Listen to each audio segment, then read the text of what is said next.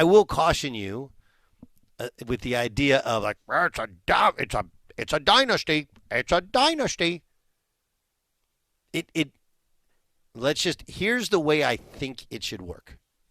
Okay? Here's the way I think it should work. It should work in a way in which we go, they're positioned to be competitive at the top of the league for the next half decade if things go right. There you go.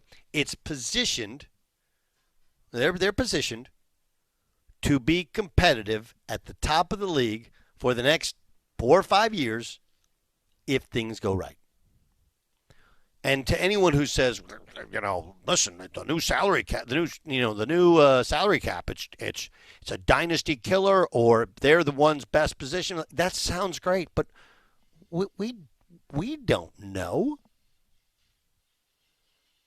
And again, you can go back historically, back when the Boston Celtics,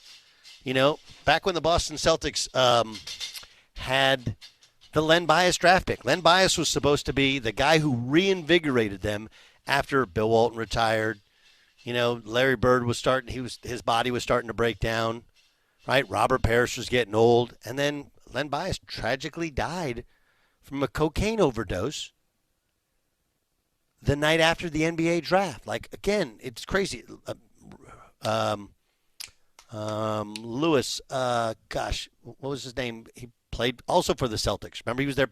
Reggie Lewis passed away, heart issue. He dies. Right?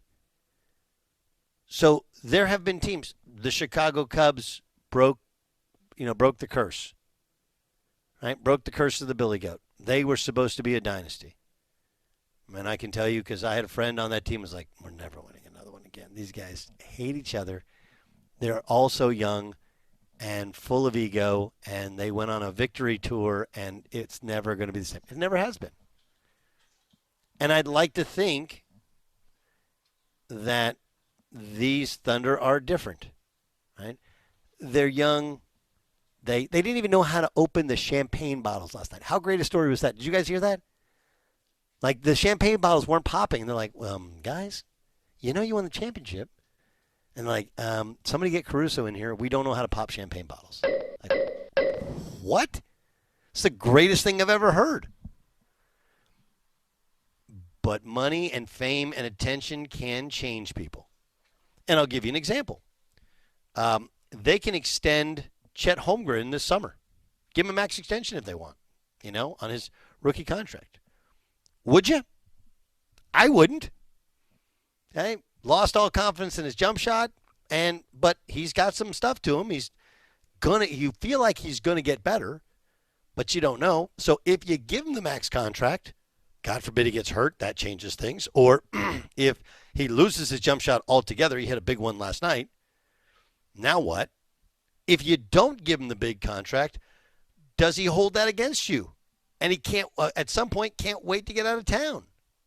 Right? Everyone says, they just think, oh, well, they got everybody in the roster to be back next year. Like, that's not the way it works with men. Definitely doesn't work that way with women. But men aren't much better. It's not like we're not catty. We don't want more. Right? You don't get to be an NBA player but not want more. You're like, well, Lou Dort was undrafted, so he should. That's great. It sounds like he should just be, fat girl at the prom, happy to be there. That's not the way the world always works. You have super competitive men, and they want more. And like, hey, I won my championship. Great. Now I want to get rich.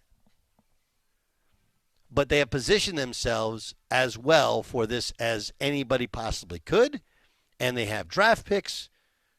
They're in a great shape. They're opening a new arena in a couple of years, so the franchise will continue to just make a ton of money. But I hearken back, the head of iHeart, and of course iHeart owns Fox Sports Radio. It's Doug Gottlieb Show here on Fox Sports Radio, is the guy that did the behind the scenes, behind the music, VH1 behind the music, which they need to bring those back. Or do those, Jay Stu, I don't watch them now. I don't watch VH1 now. I don't even know what exists. Does VH1 still exist? I have no idea. I'm guessing no. Sam, that feels like a Sam question. Sam, does VH1 exist? Oh, get on the computer. I might make a mistake. You get on your old computer and type some things in. I don't know. I don't know either. Echo Jason. Jason. VH1 does exist. Okay. Yes. Okay. Do you guys remember Behind the Musics? Absolutely. They were great. They were great. And it would all be the same. Like, there's a group of punk rockers from the San Fernando Valley, and they all got together and they kicked the drummer out. And they brought a new drummer, and he had a rad sound, and they released an album, and they just blew up. And next thing you know, they're playing in stadiums. And then, the bassist had a terrible cocaine problem. The drummer slept with the lead singer's wife, and it just all came apart. And they all went to rehab, and now they're trying to get the band back together, and they're releasing an album, and no one ever hears from them again, right? How'd I do, guys? Is that about right? Is that about how it worked? Yeah, I would say so. Yeah, and most of the stories all start the same. They all are like, man, they're just a bunch of kids just play some music, and they got together and they had this sound like, wow, that's really cool. Like, what if I do this? And then what if you do that? And I do this, blah, blah, blah, blah. And I was like, oh, my God. And then they released an album, and they had this big song, and then they built up. And then there's always this peak, and then something goes wrong because of ego, or a lot of times it's drugs, let's be honest.